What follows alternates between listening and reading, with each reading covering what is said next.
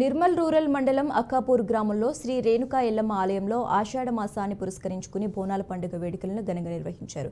ఈ సందర్భంగా గౌడ కులస్తులు కొత్త కుండలో నైవేద్యాన్ని వండి ఊరేగింపు జరిపారు. అనంతరం అమ్మవారికి బోనాలు సమర్పించి మొక్కులు చెల్లించుకున్నారు.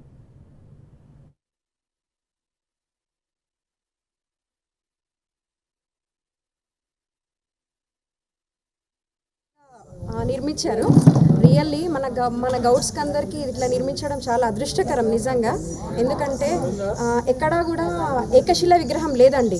ఎక్కడ అంటే తెలంగాణలో ఫస్ట్ టైం అనుకుంటా అందరి ఆధ్వర్యంలో గౌడ్స్ అందరి ఆధ్వర్యంలో నిర్మించుకోవడం చాలా సంతోషంగా ఉంది.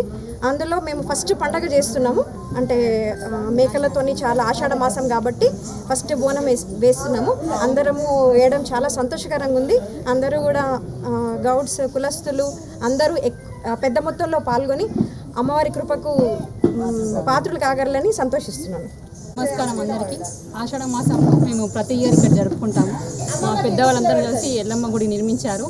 అందరం కుటుంబ సభ్యులతో అందరము పిల్లలతో అందరం వచ్చి పిల్ల పాపలతో అందరం వచ్చి ఇక్కడ ఘనంగా చాలా బాగా జరుపుకుంటాము.